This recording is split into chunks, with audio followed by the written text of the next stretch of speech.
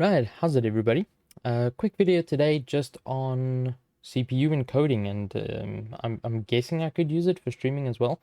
So in some of my other videos, back when I was still in Manjaro, so long ago, um, I did talk about AMD encoding and the AMF versus the VARP encoder and all of that stuff. However, I recently moved over to EndeavourOS, as many of you would know, and I find myself diving back into CPU encoding and seeing how can I make the best use of my CPU.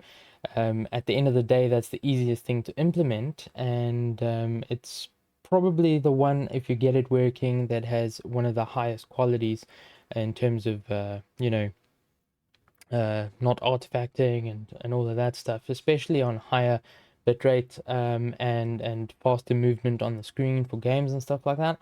So upon googling some Googles, I found this thread here on Stack Exchange, and it has been closed 4 years ago, but it's still working perfectly fine. So one of the answers here is, and the question is basically, how can you limit an application basically to only use certain CPU cores? And we have something called task set -c that sets the cores. Now in this example they only have 0, so that'll only use the first core. Remember, core count is 0 base, so you start counting at 0. But you can just say -1 like I've done here, and that gives it to you perfectly fine on your first 2 cores. So as I've said there, I'll zoom it in when I do the edit here, but yeah, basically just that, and it runs OBS. Now obviously you can put an alias on this. I'm sure there's a way that you can have this run sort of automatically every time you start an app. But for my purposes, this is perfectly fine. Even typing it every single time I want to use it is perfectly fine. I'll probably end up making an alias for it. But yeah, that's basically it. And now OBS is running. So what I will do now is show you my settings that I'm currently recording with. So remember, it's only using the first 2 cores. Let me drag that over. I've got some transparency going on. Yeah, that's fine. All right, so here's my recording settings. I'm just doing standard stuff here, x264, and then we've got rate control is constant bit rate, 12,000 kbps. I could probably push that a little bit higher if I wanted to, however, it's fine. And in my testing on the 2 CPU cores out of the 6 that I have in total, I found that the very fast works. Faster does work for things that don't move a lot on the screen. If there's not a lot of detail changing on the screen, faster does work. But at the moment you get like motion and like gameplay and stuff, it does overload. Not the whole time, but it does overload enough that it would not be acceptable. So very fast for me, nothing else. I'm not going to be streaming much, but I'm sure you could use similar settings for streaming. And then I'm gonna just hit OK there, as I haven't changed anything, and that's it. Let's jump into some gameplay.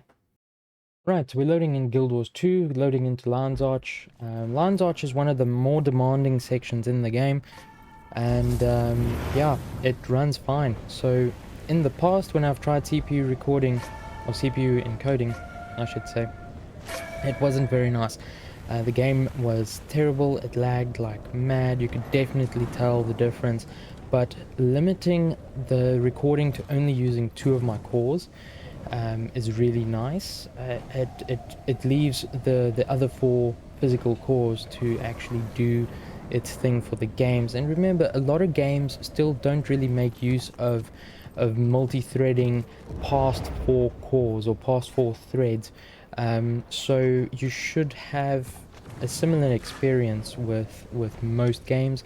Sure, there are some of the newer titles that can actually make use of like however many cores you have, but for the most part, especially slightly older titles, 4 cores is more than enough. So if you have a Hexacore CPU or even a octa-core, allocating 1 or actually not 1 2 or 3 of your cores just for CPU encoding on OBS is not a bad idea. So I'm also very impressed with the encoder here, because as you see, normally if I do this with my mount, it starts blurring all over the place. And that was when I was using even my NVIDIA encoder back when I had my GTX, and you know, it was the same on AMF, it was the same on VARP.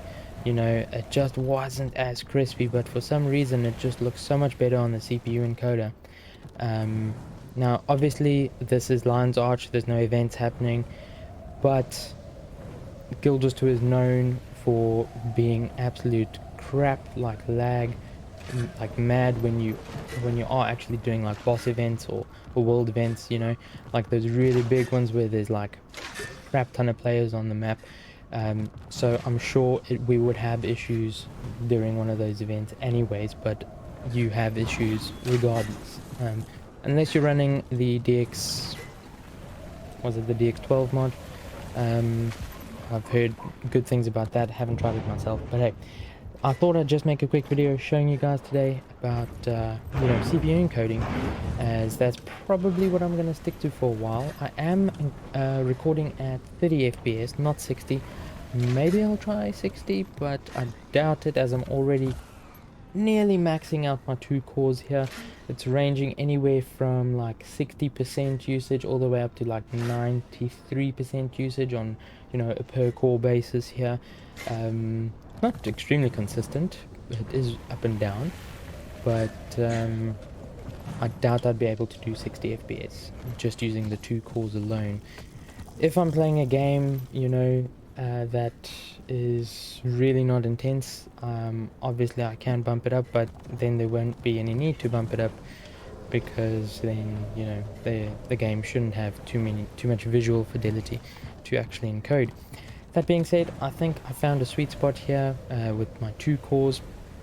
For those of you interested, I am running a AMD Ryzen 5 3500X, the CPU that was supposedly only going to be released in, I believe it was China, but some of the units did manage to make it overseas. Not a lot of people bought them because it wasn't really marketed, because it was going to be a limited region. So not a lot of people even know that the 3500X exists, but it's a Hexacore processor. It is quite a bit cheaper than your 3600,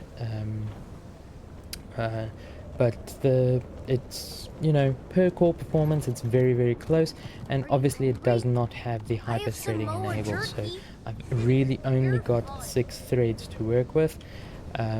6 physical cores, 6 threads, you know, that's all you get. It's not like you've got 12 threads to work with, it's just 6 cores, that's it. So, but I'm very happy with it, and haven't had any issues, and it was a lot cheaper.